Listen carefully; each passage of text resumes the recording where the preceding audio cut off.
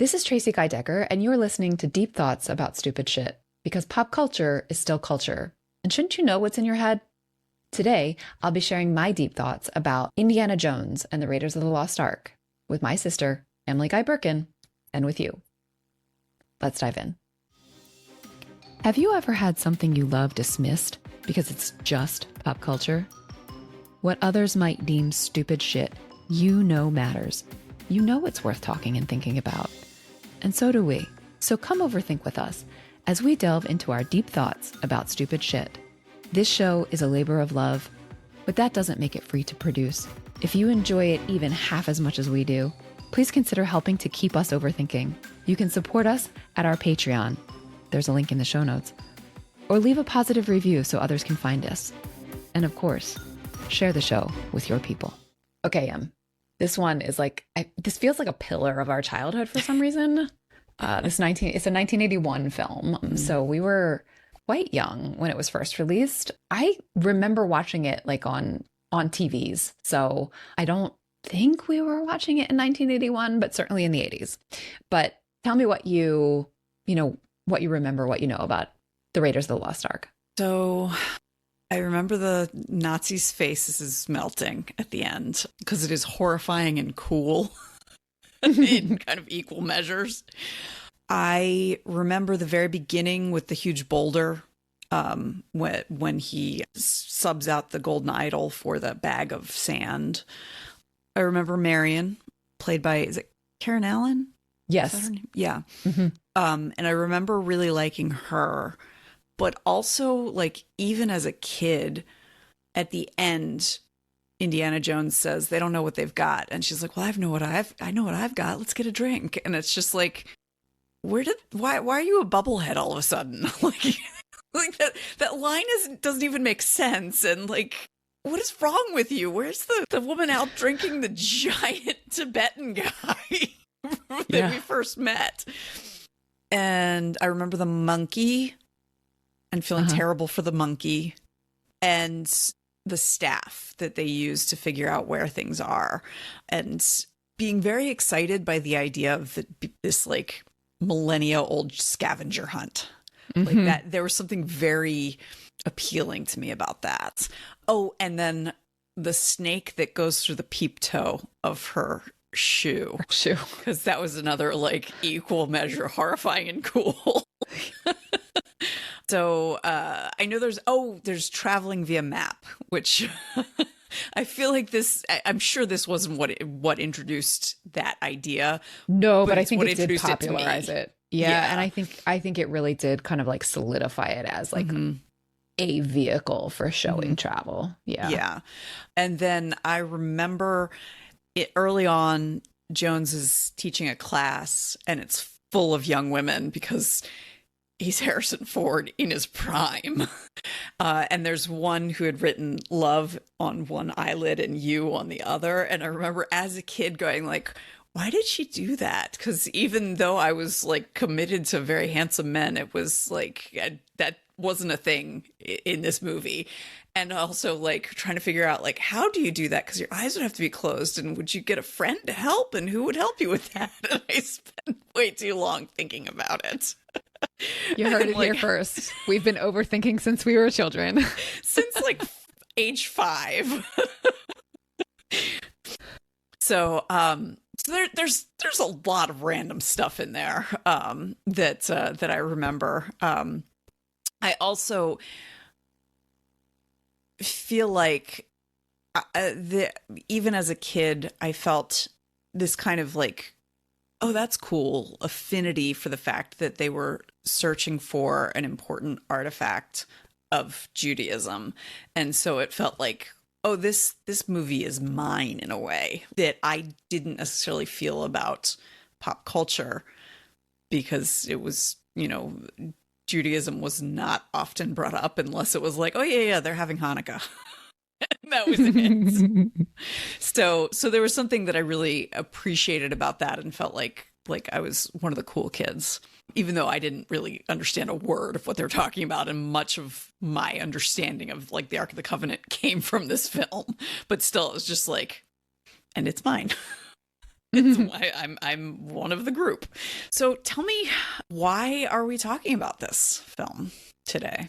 Yeah, well, as I said, this feels like a pillar of our childhood in terms of pop culture. Like, I remember Dad just being totally tickled by this movie, like specific moments, but but just in general, like just really liking this movie. And so it kind of like stands out in that sense from our childhood. And it is, so my brother-in-law is a student of archaeology. That's not what he's doing now, but like has a master's degree in archaeology and anthropology. And he says that he followed that path because of this movie. And I've realized that actually that's true of like 90% of people who are currently in archaeology. Like they're there because of this movie.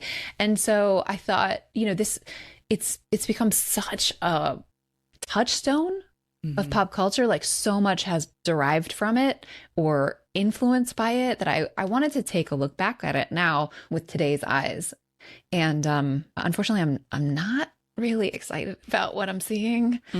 Hate to say it. Yeah. So I'm going to want to talk about, and actually, even since I initially, like before we started recording, I told Emily the 2 buckets that I wanted to talk about, and now it keeps expanding as I'm thinking. But so I really want to talk about gender in this movie. Not just, we often talk about female representation. I do want to talk about Marion, but I also want to talk about masculinity in this movie and what it has to say, what this movie has to say about masculinity, and the constellation of colonialism and imperialism and white supremacy and European supremacy specifically. There's a whole lot in this movie about that, even as regards Jewish stuff. Maybe I shouldn't say even, like that's a part of it. I also want to talk about maybe just briefly some of the cinematic choices. This movie was directed by Steven Spielberg, won awards. Like it's a remarkable piece of entertainment of the medium, like that I think I just want to at least name. For one thing, rewatching it, the score is its own character. Yeah. It's really remarkable score. And I feel like this movie helped teach me that the atmospheric music helps me know how I'm supposed to feel. So all of these things, it's been a very, very influential movie, not just on us, but like on the culture. So that's why I wanted to take a minute and look back on it. And I know that you've seen it recently and you have some specific training too in sort of thinking about colonialists and British literature. So please like interject along the way. So, but I'll start with a brief recap of what happens in this movie. I'll try and keep it brief. I'm not always good at that, so I will do my best. We can always cut and post. I will do my best. So I do think it's worth naming. We open credentialing this man, Indiana Jones, Harrison Ford, who, you're right, is absolutely gorgeous in this movie. I mean, whoa. Anyway, we open on him in, it just says South America. I think it's meant to be Peru, but it's actually, the movie itself doesn't tell us that. It just says South America in 1936. And he is tracking down an ancient temple with a whole host of guides who sort of one by one kind of peel off, either by abandoning him or dying. It's remarkable. Anyway, he finds this temple, which is totally booby-trapped. There's bodies everywhere. He manages to take the golden idol, which is a little statue about 6 inches tall, as you noted, by replacing it with a bag of sand. It's not good enough. Releases more booby traps, including this perfectly spherical boulder, which I think if he had just ducked when he first saw it, it would have cleared the path for him instead of him being chased by it. But whatever, that's another. I want to put in that real archaeologists would be so fascinated by the booby traps. Yeah. Like they wouldn't care about the golden idol. Like it's okay. Yeah. I mean, yes, they would care about it, but the amount that they could learn about the culture from this advanced engineering that still worked thousands of years later. Yes. In fact, there is a delightful video called like Archeologists React. I will link to it in the show notes, where these two women who are trained archaeologists like watch the movie and react to different things that happen. And that's exactly what they say. All of those things. They say those things like, imagine the technology and the fact that it still works. Like we wouldn't even get this far. We would just be like trying to figure out how. Yeah. Anyway. Yeah. Like, how did they do this? And like, get my notebook, and do we have photograph? Can we take photographs? And like everything, we'd want to be like, like dedicated team to figure out where everything was. And like that would be the find of the century, not the golden idol. Right. Yes, all of those things. I will link to the Archaeologists React in the show notes, because they say exactly what you just said. Totally validate what you just said. Okay. He gets the idol. He's leaving, and he is confronted by Renee Belloc, a rival who takes the golden idol because he has the help of indigenous people, the Jovitas, I think. And like they have a standoff. Belloc wins, and Indy runs. He manages to run, escapes to a pontoon plane, and takes off. We next see him teaching with the love you eyelids. So he's teaching archaeology in, he's not wearing his like bomber jacket. He's now wearing a suit. And the class is over. His friend, who is an administrator, like comes to say there are these Americans there to talk to him. There are these army men to talk to him. Why do I want to talk to him? Okay, so it turns now we have the actual like quest. The Nazis are occultists, and they're gathering up all kinds of occult things. And the army has intercepted this message about trying to find the Ark of the Covenant at Tanis in Egypt. And it names Abner Ravenwood, who was Indy's teacher. The next we see, the quest has actually been accepted. The friend from the administration says they're going to pay you to go try and recover the Ark before the Nazis get it. Do you know where Abner is? I know where he might be, whatever. So then we see the plane. He's going to Nepal. Now we meet Marion. So it's a similar sort of a credentialing scene as the Peru, this time with Marion. She is having a drinking contest with a much, much larger person, presumably a native Nepalese or Tibetan person and there's like a ton of shot glasses on the table. They've clearly been going at it for a long time. It would have killed her. I mean, it would have, yeah, it's a lot, like in the multiple double digits. The other person passes out. So she wins. So she gets all this money. They all leave, all the native. I am wondering if she was cheating, because she seems to sober up pretty quickly too. Pretty quick, yeah. So, no shade. Yeah. So they all leave. We see Indy's shadow, and then he greets her. She turns around. She punches him. She says at one point, I was a child and I was in love. And how could you do that to me? And he's like, I didn't mean to hurt you. So we don't know the details, but we know these two have a history. He was studying with her father, who we learn is now dead.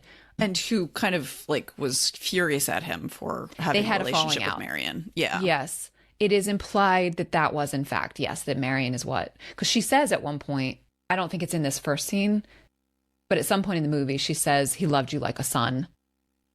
Nothing could have gotten between you. And he says, except you. So it's been 10 years since they've seen each other. He says he needs this amulet that her father had collected. She says she knows which one it is. He hands her $2,000. She says, that's all, or something like that. She negotiates more money from him once they get what they need. She says, come back tomorrow. He leaves. She pulls the amulet out she's wearing it around her neck. And we learn at that point too that the bar is hers. He leaves, and then a Nazi shows up with some local muscle, asks for the same thing. She's like, no, get out of my bar. And then he threatens her with a hot poker from the fire. And she's like, oh crap, this is much bigger than I thought. Then Indy comes back. There's a really big fight. The bar's burning. Outside the bar, the two, Indy and Marion, are talking, and she says, "You got yourself a goddamn partner." And the one of the Nazis had grabbed the. We'll get to that. Oh, okay. Sorry. I was going to get to that. Okay. So they go to Cairo. They meet up with Indy's old friend, Salah, who is Egyptian. And Salah, Indy says, "It's no wonder they hired you. You're the best digger in the country," or something along those lines. And Salah's like, "No, that's not it. They hired everybody." So the conceit is that the Ark was stolen by a pharaoh in a siege of Jerusalem around 900, 980, something like that, BC, and was taken back to the city of Tanis and stored in what is called the Well of Souls.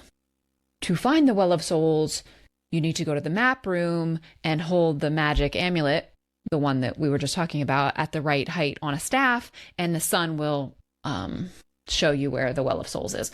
So the Nazis are here in Tanis. They've discovered Tanis, which apparently never went missing. And they're looking for the map room. Or, sorry, they have the map room, and they're looking for the Well of Souls. Salah says, "They have an amulet. It looks just like that one, except it's a little rougher around the edges, and it's only one-sided." So that, it turns out, is from, as you say, the Nazi tried to grab the amulet with his bare hand, but it had been in the flames. So he has a burn in the shape of the amulet. So he was able to read some of the notes around the edges. Salah takes Indy and the amulet to an old man who will be able to read it. It says the staff needs to be however many cubits high, except it wasn't cubits. It was a different measure. But the other side of the amulet says -1 in deference to the god of the Ark of the Covenant. So Salah and Indy realize they're digging in the wrong place. The Nazis are digging in the wrong place, led by René Belloc, the guy who stole the idol back in Peru. So surreptitiously, not that discreetly, honestly. Not discreet at all. But somehow unnoticed, at least temporarily unnoticed, Indy slips into a domed map room, which dome's not exactly, typical of Egyptian architecture, but whatever. And magic ensues as Indy finds the correct spot for the Well of Souls. Meanwhile, there was a whole action scene where Marion was kidnapped and Indy thinks she's dead. He thinks she has been destroyed in a big truck explosion. He thinks she's been killed in a truck explosion. As Indy's escaping with the knowledge of where the Well of Souls is, he ducks into a tent to avoid discovery, and there she is, tied up and gagged. He takes the gag off. He's going to get her out. She's like, "Get me out of here." And he says, "Wait, I can't, because then they'll know we're here and they'll find us." So he puts the gag back on her and leaves. Because so then she's just a sack of laundry that's going to slow him down. So then, under cover of darkness, Indy and Salah and a number of other men find the Well of Souls. They find it, they open it up, they look down, and Salah's like, "Why is the floor moving?" It's full of snakes. Of course and it that's is. The one thing Indy hates is snakes. Why wouldn't it be? Right. In our very first credentialing scene, we saw him be completely unfazed by dead bodies, by spiders, by poison darts, by things falling. He's completely unfazed. But then there's a pet snake that freaks him out, and he lets us know he hates snakes. Okay. So the floor of this Well of Souls is completely covered by, I guess it's meant to be Egyptian asps. Salah even says that. Very dangerous, which is a form of cobra, but there are all different kinds of snakes in what we actually see. Well, it also doesn't make any biological sense. What are they eating? Each other? Yeah. Yeah. And in which case, that's still not natural. And how are they all down there? And it does become they find a way out later. So like, okay, But clearly this is not still. Anyway. Like, it's the desert. Like, and I don't really know a whole lot about snake biology, but it doesn't really make sense. Yeah. Anyway, Indy manages, he finds the ark. It's in this big stone sarcophagus. Sala and he, just the two of them, lift a giant like stone slab and then break it. Yeah. They get the ark out. Not what an archaeologist would do. Oh my gosh, no. Oh my gosh, no. And then bring it back to where, you know, they had come down. He sends it up, and then Sala goes up. But meanwhile, Belloc and the Nazis have discovered the folks at the top of the hole where they had dropped down into, because Tanis has been buried. I do want to say one thing. Belloc is employed by Nazis, so he is also a Nazi. In the same way that if there's a table of 10 people and 10 of them are Nazis, or 9 of them are Nazis, and one person is sitting there eating with them and perfectly happy to be eating with them, there's 10 Nazis at that table. Yeah, if the person knows they're all Nazis, yes. And Belloc knows they're Nazis. Yes, he knows. Absolutely. He knows where the money's coming from. Yes, absolutely. Absolutely. Okay, so while Indy was destroying ancient stuff and getting the ark out of its resting spot, Marion was doing what she could to save herself. So Belloc, the pervert, gives her a dress. She's dressed, her clothes are kind of disheveled and ripped from the whole kidnapping thing, but she had been wearing like a gauzy sort of a blouse, like a cotton blouse and trousers, like red trousers. So he hands her a dress and peep-toe heels, and then watches in the mirror. He turns around while she changes, but he watches her in the mirror as she takes off her bra, because the dress is not really conducive to a bra because it's got an open back. And then she sits with him and asks if he has anything to drink. So she starts clearly like trying to outdrink him, like we saw when she was credentialed, and flirting with him. I mean, she's using that tool at her disposal. And just as she realizes she can't outdrink him because this is his family's label, like he grew up drinking this stuff. Yeah. But she like grabs a knife and he just kind of giggles, and she's starting to leave actually. But then the other Nazis come in. Now the two stories come together. Belloc says how appropriate that you would die and become a part of this archaeological thing. And then the other Nazis are like, yeah, and the girl too, because we don't need her, even though Belloc kind of wants to keep her for himself. Ew. So she gets tossed in. Well, she's a very pretty pile of laundry. Yeah. So she gets tossed in and manages to like fall gently enough eventually on Indy that she doesn't get hurt. Now they're stuck in this space, but Indy manages to like topple a giant statue into a wall when he notices snakes coming through it, and they find their way out. They destroy a plane and a couple of Nazis, and then the ark gets loaded onto a truck. There's like a high-speed chase with lots of like Nazis hanging on the outside of trucks, and Indy like getting shot and punched and like dragging underneath of a truck, and then hiding the truck in like a square. So Indy now has possession of the ark. He's reunited with Marion. They loaded on a ship captained by a guy who Sala knows, who vows to protect them. The Nazis find them on the high seas. They take Marion, though the captain tries to protect her, but he's unable. So they take Marion. Indy swims over to the submarine and rides it, I guess. While it is in the hold of the ship, the crate holding the ark, like the Nazi symbol on the outside, gets burned off. That actually is our first indication that there is, in fact, it's not just what Indy has said before. It's not just mumbo jumbo. There's something genuinely supernatural about this thing. Mm. They take it to an island where Belloc wants to do some sort of ritual and open it so they can see if the tablets are inside. They believe, the Nazis and Belloc, I suppose, believe that there is weaponizable power in the fragments of the original tablets, which are meant to be inside the Ark. So after a bit of a standoff and some chasing, where the Nazis win, more or less, in the standoff, Indy and Marion are tied together to a post back to back. Belloc is wearing an approximation of the vestments of a high priest as described in the Torah. The Ark is like at like a high point with a whole bunch of Nazis in uniform and two of the like sort of higher up Nazis who we've seen before around them.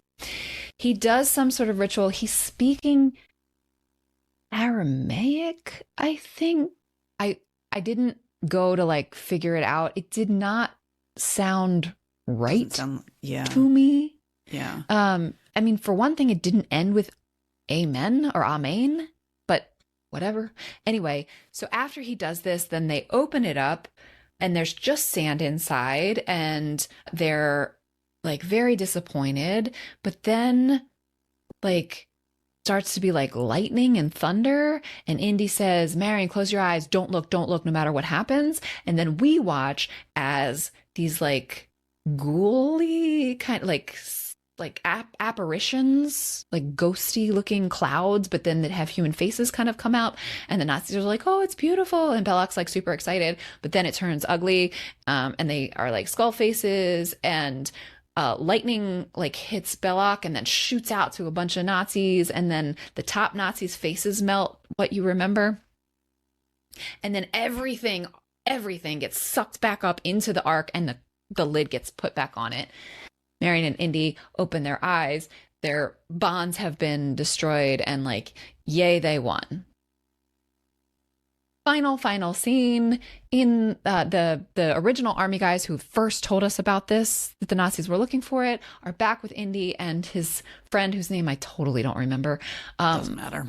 Talking about what happened to the Ark, and how it needs to be studied. And the army guys are like, yes, and we have our top men working on it. And Indy's like, who? Because, you know, I guess it's a small enough industry that he knows all the top men.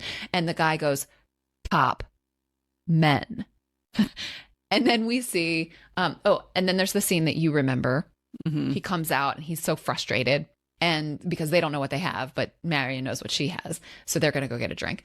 And then the very, very final scene, we see the Ark being put into a crate, a wooden crate with like property of U.S. top secret U.S. something or other on the side, and being wheeled into a ginormous warehouse of similar crates. And that's the end. So I know that wasn't concise. I'm sorry. I'm really bad at concise summaries of what we were watching. There's just so much good stuff. So let me start with gender in this movie, because that's where we so often start. So get it out of the way. Nope. Doesn't pass Bechdel. Not even close. Is there another woman other than the Love You girl? There are other, like Salah's, I don't know if it's Salah's wife, but there is a woman when he meets Salah who's serving wine, which also in Egypt feels it's weird. Wine? Really? I think so. Well, because there are Christians in Egypt, the Copt, COPT, yes, Copt. Or yes. Anyway, doesn't matter. But yeah, okay. So there are like we do, and in fact, there's a lot of children save Indy from Belloc at one point, by just by being around him. So because they know that the bad guys won't hurt kids. There seem to be some girls among that group of kids. None of them have names. Marion is the only named woman, and she does not speak to any other women. So it doesn't even come close to passing Bechdel. That said, Marion is pretty friggin' awesome. And not in a like, I mean, a little bit in a not like other girls way, because like she can drink that person under the table, but not in a perfect sort of way. Yeah. Which I think is really I find really refreshing. She also is not, though she does need saving, or she actually, let me rephrase that. Though she is saved a few times, she also does some saving, and she certainly does not wait around for the saving. Like, from the very beginning, we see her, you know, from that first fight scene with the Nazis, we see her fighting back and fighting back hard, which I deeply appreciate, you know, especially thinking about like Princess Buttercup, our conversation about Buttercup, for instance, where like, couldn't you had her like grab a stick and bash the ROUS? Marion grabs the stick and bashes the Nazis and has a gun and shoots someone who's about to shoot Indy at one point. She hits people with torches and with frying pans. Like, this woman is not a shrinking violet. Bottle of alcohol too, doesn't she? Well, she hands a bottle of whiskey to Indy, who uses it. Gotcha. Okay. So that's pretty awesome. She is not a shrinking violet. I think it's also significant that the movie makers chose to make the bar hers. She wasn't just working there. It was her bar. When she tells Indy she's coming with him, she doesn't just say, I'm coming with you. She says, I'm your goddamn partner. Right? So I think there are things about Marion that are flippin' awesome. Yeah, especially 1936. That's when it's set, yes. That it's set in 1936, that she is, and that's like, I don't think that is, not to say unusual. I'm thinking of movies from like the 30s and 40s with like Katharine Hepburn, and like that there's that kind of core of like, don't fuck with me that you get from heroines from that time period, and I feel like she fits in nicely there, but in a way that is also reasonable for 1981. Yeah. I also like that she is a sexual creature, right? She uses her sexuality against Belloc. And then in one moment of caregiving, when they're on the boat, Indy is totally torn up from his like high-speed everything fight with the Nazis, and she's trying to help tend his wounds, and he like keeps like flinching away because it hurts. So finally she's like, damn it, what doesn't hurt? And like, he points to his elbow, and he points to a spot on his forehead, and he points to a point on his jaw, and then he points to his lips, and they start kissing. And she's disappointed that he falls asleep. Like, she clearly is disappointed. So I like that about her. That feels like empowering and subversive. You know, that it's not, though he does point to his lips in that moment, it's an invitation that she takes up. It's not forced on her. She's not reluctant. And there's something empowering about Marion's sexuality in this movie. Okay. Now we've talked about female gender, or presentation of female gender in this movie. I really want to talk about masculinity in this movie, because Indiana Jones, as played by Harrison Ford, is like hyper masculine in some ways. He is invincible. I mean, they had to give him an Achilles heel, and so it's snakes. But it's almost like for laughs, because he is unstoppable. Well, and the thing that he doesn't like is other people's penises. I mean, like, yeah. I mean, it's snakes that he has a problem with, not spiders, right? Or, you know, because there's right. And if he doesn't flinch at all from they're like giant tarantulas on him and on his companion in the very first scene, and he doesn't flinch at all. He just brushes them off with his whip. He does use a whip as his weapon of choice, or tool of choice, because he does use it as a weapon, but it's not his only weapon. And it is appreciated. Like, we see the love you girl, right? Like, he is just dashing. And there's something incomplete about that. I mean, so much so that, like, despite what I just said about Marion's sexuality, there's something like, I don't know, that just doesn't hang together for me about his sexuality. He clearly has a history with Marion, and there's meant to be a thing there. but I almost don't believe it. Maybe because he leaves her there and puts the gag back on her. I mean, I was thinking about it after watching. Now, the movie does not at any point suggest explicitly that Marion suffers sexual assault. It does not suggest that. But it does suggest she was going to be tortured by the same guy who threatened her with the hot poker. Mm-hmm. And Indy has to have known that that was a possibility. And he put the gag back on her. Yeah.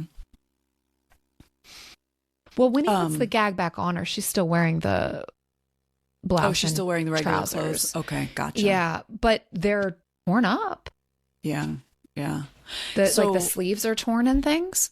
Something that I know about the making of this movie, the scene where Indy's friend from the university, whose name we can't remember, comes to his house and he starts packing. Yeah. Indy's in a bathrobe. Yeah. There was an extended scene and he had a woman there that ended up getting cut. So this like idea of him being like a rock star archaeologist with groupies, you know, is something they really wanted to. And they show him being like disconcerted a little bit by the love you girl. Yeah. But that seems more like just context rather than like this is the wrong context for this. Like, talk to me in my office. And then the other thing that I know about the making of this, and I believe it was George Lucas, because George Lucas was involved in making this as well. He was one of the producers. Wanted the backstory between Marion and Indy that she was a literal child, as in like 13 or 14. And so she's like 23 or 24 now. Ew. Oh. Yes. Ew. Yes. It's been 10 years, and watching it, I imagine like she was like 22 and now she's 32. Yeah. And that's what they ended up doing. But Lucas originally was just like, oh, I just think it would be really interesting if she were, I mean, maybe as old as 15, and it's just like, ew. Yeah. Now, where I find this is very interesting is I know that George Lucas and Steven Spielberg were inspired by the novels of Rider Haggard. He was the most popular novelist in the world in like late 1800s, early 20th century. The two most famous novels were King Solomon's Mines and She. I've read them both. When I was in college, I did an independent study on literature of British imperialism, and Haggard was someone that I studied. It's been years, like more than 20 years, so I don't remember details. She is about a woman who is something supernatural. She is thousands upon thousands of years old. She is short for She Who Must Not Be Named. I don't remember what her actual name was. And there is a point where whatever the magic is that keeps her looking youthful goes away, and she ages like 1,000 years in a moment. And it like really goes into detail about how she becomes like this monkey looking thing before she ultimately dies. Rider Haggard had a real problem with women. And the fact that a woman would want to retain youth and beauty is both considered like how dare she try to grab that power, but also how dare women age. And so like there's so much in there. And then the fact that George Lucas had this like, oh yeah, real young, I think it'd be really interesting.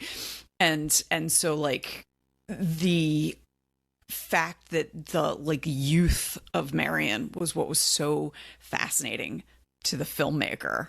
And even with that, like Karen Allen is younger than Harrison Ford, not by that much. I mean, it would have been like, I think even like she could have been like 19 or 20 when he was like 28 or 29. Yeah, that's actually what I sort of expect. If he was like a graduate student of her father, so she's like 20 and he's like 26. Like, yeah. And I don't know. Not age inappropriate.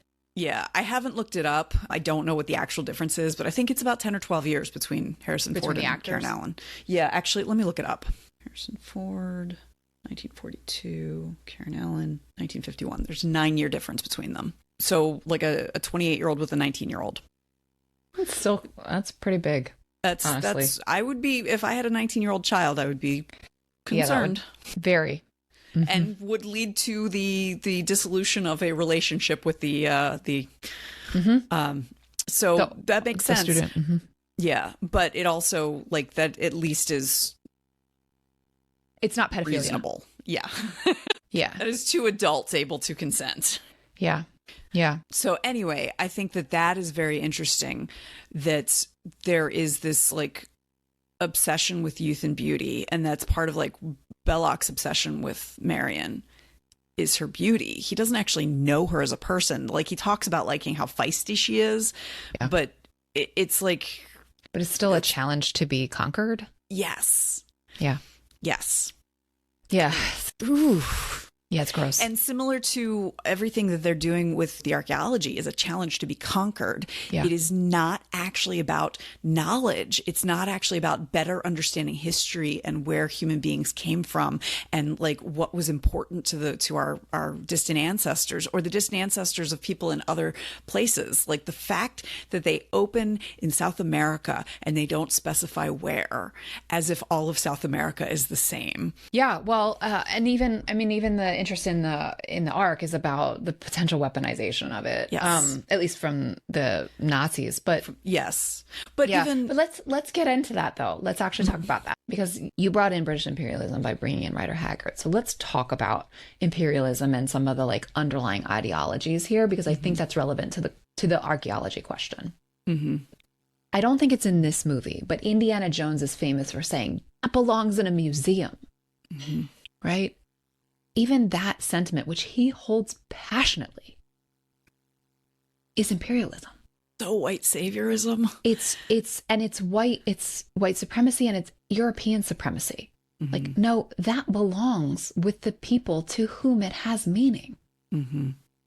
And even the way that it's treated. So Jones says early on, I don't believe in that mumbo jumbo. Right? So, and the movie makers follow us, right? Like that golden idol that the Jovitas revere is just a hunk of gold. Mm-hmm. The Ark of the Covenant, from Jewish and therefore Christian folklore, that's the word that Indy uses in his classroom, that has real power. That shit's real. That connects us to God. Yeah. And so like baked into the cosmology, the metaphysics underlining this movie is European supremacy. Mm-hmm. Well, and when we talked a little bit before we started recording, Alfred Molino plays Sapito, who is the last of Indy's guides at the very beginning. Alfred Molina is a British actor. I looked him up and realized his father was Italian, his mother was Spanish, or vice versa. It might be mother was Italian, father was Spanish, but he was born in England. So he is playing a Peruvian Unspecified South American with an accent, which, considering the fact that one of his parents was a native Spanish speaker, made me feel a little bit better about that, but it's still not the same. Yeah. And then Jonathan Rhys-Davies, who plays Sala. And I have to say, I have a great deal of affection for that actor. He also played Gimli, the dwarf, in the Lord of the Rings trilogy. He is a Welsh actor who has a gorgeous voice, but he is a white Welshman playing an Egyptian. And it's a similar sort of thing. Like, oh, if it's a speaking role, we got to give a white guy that job. Yeah. And it's a similar sort of supremacy. Yeah. It, like baked into the sort of meta piece of it in terms of the casting choices. There's also the moment from the very beginning. Well, first of all, like Indy's like completely disturbing this indigenous space, the holy space, without any kind of consent from the descendants of those who put it there. Okay. And just to grab a piece of gold. Yeah. And then we meet the descendants of those who put it there, and they are under I don't even know what to say it. Like, it's not just employ, because the influence, like Belloc, this white Frenchman, has their loyalty and controls them because he can speak their language. Like the visual of the symbolism of these natives, and I'm using that word intentionally because the movie makers give us these indigenous people as savages, mostly naked, shooting poison darts. Like, it is just playing on all kinds of stereotypes, European stereotypes of savages.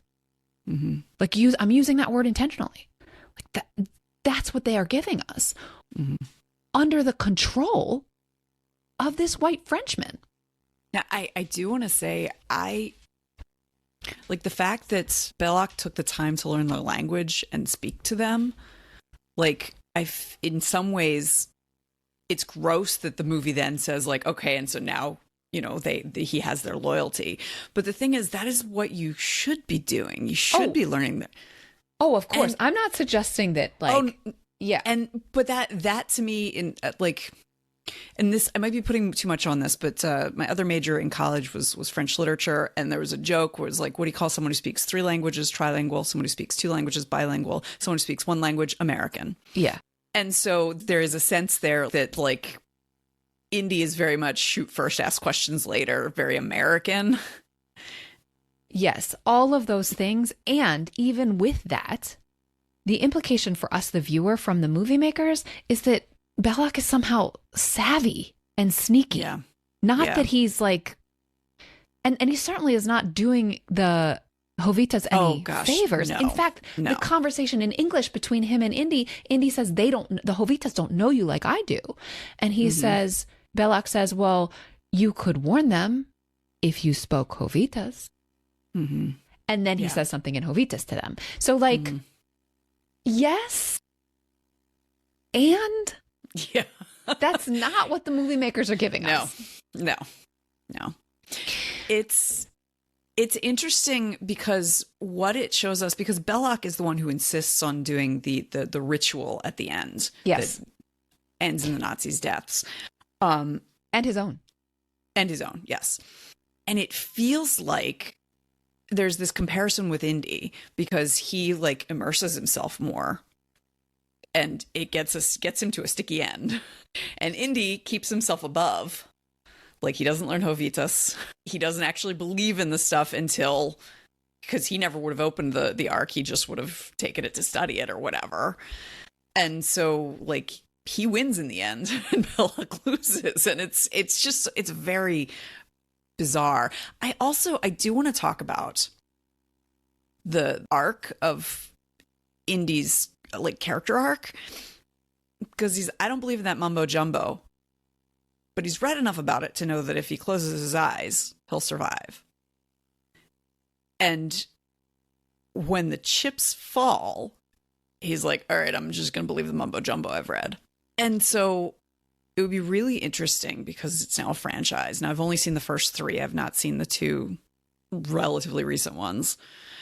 The next one was a prequel. So, okay.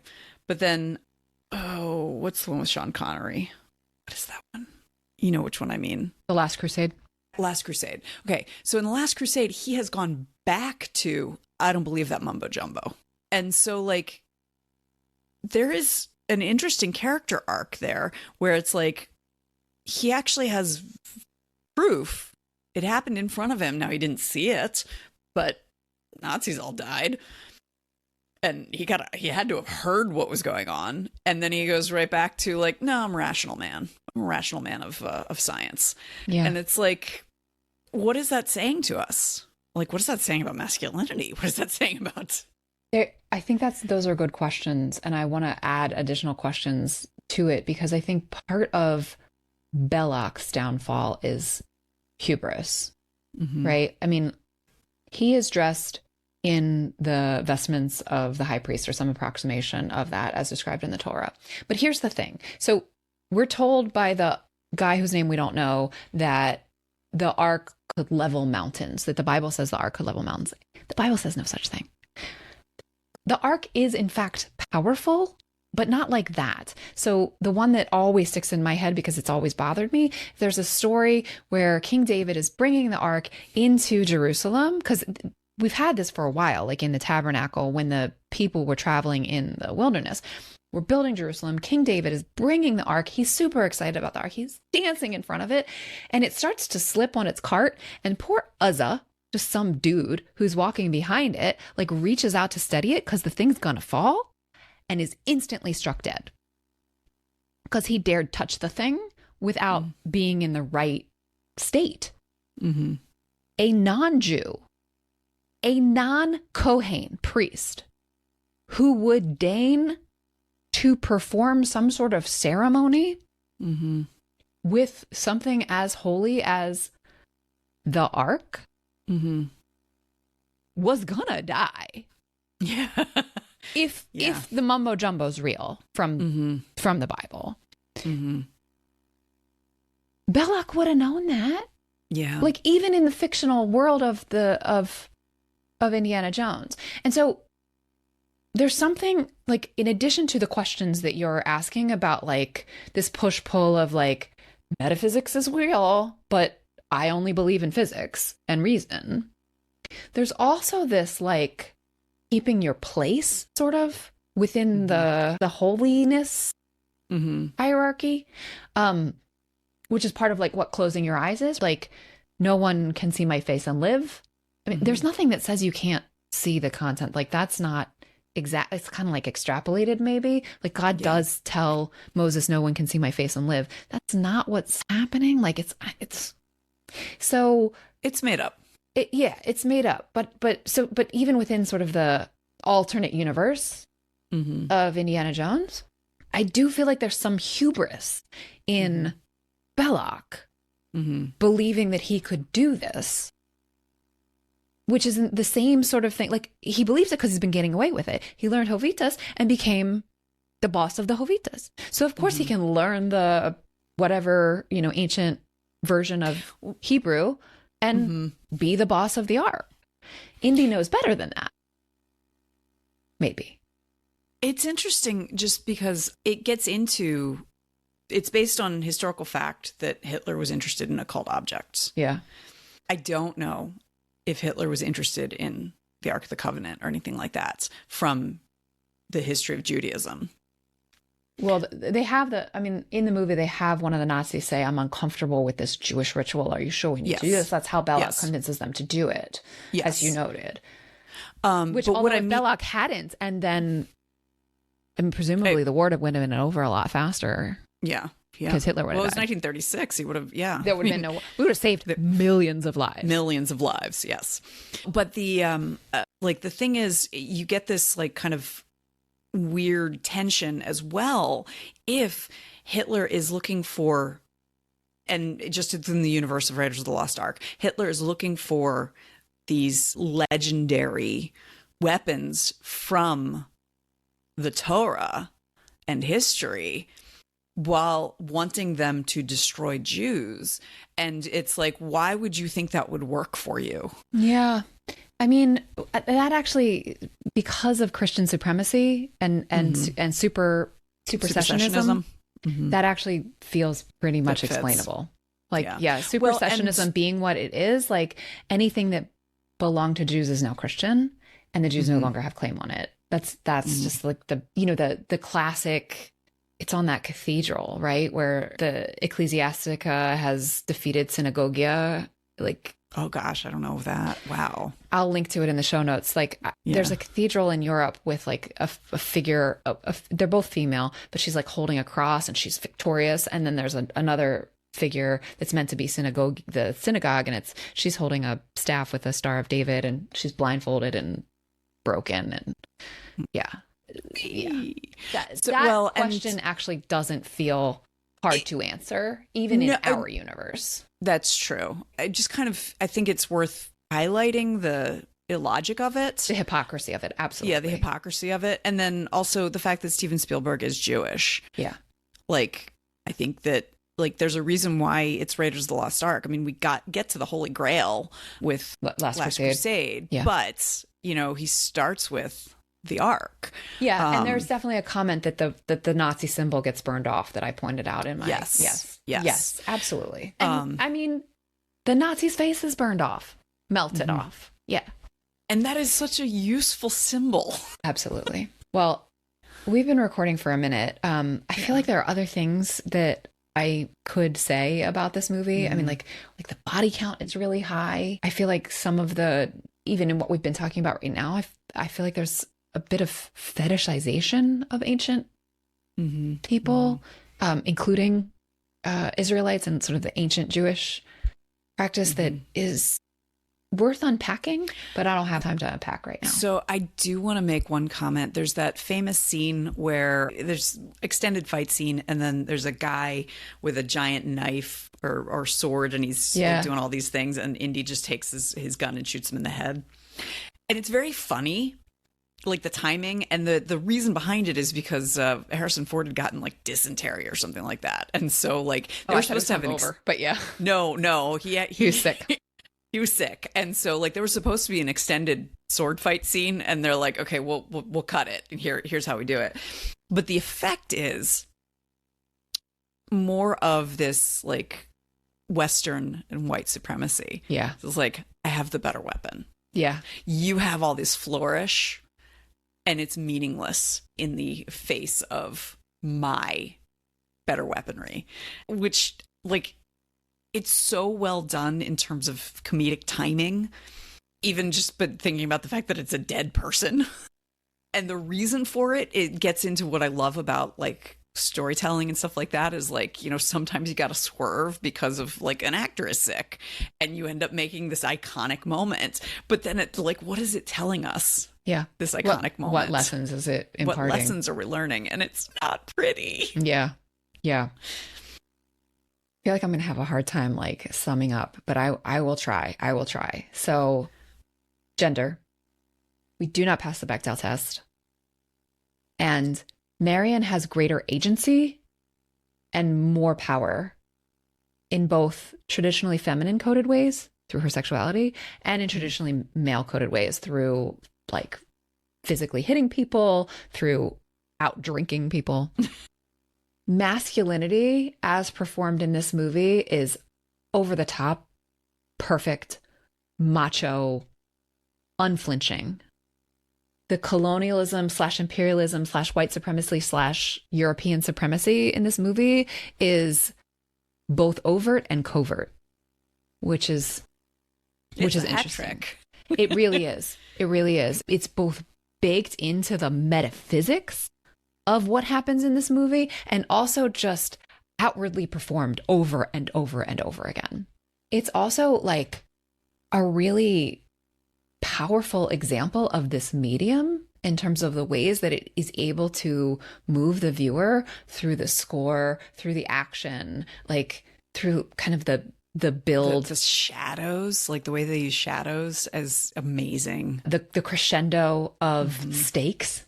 Like what is at stake? Even by setting it with Nazis as the bad guys kind of raised the stakes on this weird sort of mystery goose hunt. Adventure tale. Yeah. Yeah. Let me see. What else? The idea of hubris. Yeah. And how that, I mean, because that's even part of what Indy has a problem with at the end. It's like, you need people studying this. And they're like, oh, we've got it, even though they're doing nothing. And the hubris of like that you can keep it contained by putting it in obscurity. Like that there's a lot of menace to the end of this film. Oh, the other thing is sort of the like basic fact checking, which I think others have done really, really well. I'll link to this, The Archeologist. I'll link to another thing that I read. Like there's a kernel of truth to the idea of the Ark of the Tablets, the Ark of the Covenant. There is described a thing such as this. It did not go missing when an Egyptian pharaoh, that pharaoh did in fact exist and did sack Jerusalem, but evidence seems to suggest that the Ark was still in Jerusalem until the Babylonians destroyed the first temple in 587 BC. So another 400 years after Indiana Jones claims that it was taken to Tanis, which was the capital of the Egyptian kingdom, and did get abandoned because of the shifting nature of the Nile. It was not a year-long sandstorm. And even like sort of what the Ark is purported to be capable of, like there's some serious fact checking that needs to happen. Or we just need to accept that we're in an alternate universe. Yeah. Which is fine. Yeah. So it's streaming on Disney Plus now. Apparently Disney has gotten the rights to the Indiana Jones franchise. I think it's worth revisiting. It's a fun thing to watch with a huge grain of salt and Get analysis. a salt lick. Yeah. And an analysis of sort of what it is that we're watching. Mm-hmm. Yeah. Did I forget anything? Anything you want to add before we turn our attention? No, I think that's a pretty good breakdown of what we talked about. Cool. So next week, I think you're bringing me some deep thoughts. Yes, I am going to bring my deep thoughts about Clueless, the 1995 film with Alicia Silverstone that I was a little obsessed with in high school. Awesome. Can't wait. So I'll see you then. See you then. Hey, you. Yeah, you. You're a deep thinker. I can tell. Let's make it official. Head on over to our website, guygirlsmedia.com, and make sure you don't miss a single deep thought. You can get me and Emily in your inbox every week. What are you waiting for? Thanks for listening. Our theme music is Professor Umlaut by Kevin MacLeod from incompetech.com. Find full music credits in the show notes. Until next time, remember, pop culture is still culture. And shouldn't you know what's in your head?